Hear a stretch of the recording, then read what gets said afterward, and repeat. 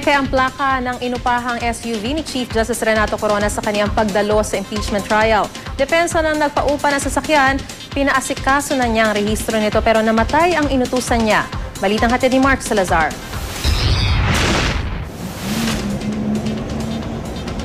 Nitong Biyernes, pumunta sa Medical City sa Ortigas ang PNP Highway Patrol Group o HPG matapos raw makatanggap ng reklamo mula sa isang Bonifacio Gomez na nakapareho ng plaka ng kanyang utility van ang SUV na ginagamit ni Chief Justice Renato Corona.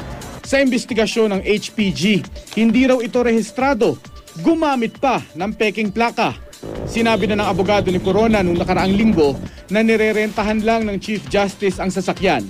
Sa huli, aminado rin naman si DILG Secretary Jesse Robredo na hindi naman responsibilidad ng rumerenta ng sasakyan na alamin niya pa sa LTO kung malinis ang plakang nirerentahan niya. Wala naman humaabsuelto na hindi tapos yung investigasyon. Pero palagay ko medyo malayo siya sa dulo nito. O siya yung dulo, medyo malayo siya sa umpisa. Base na rin sa sinabi ng Highway Patrol Group, pinag-e-explain po nila yung rental company na tumatayong may-ari ng SUV na ginagamit ni Chief Justice.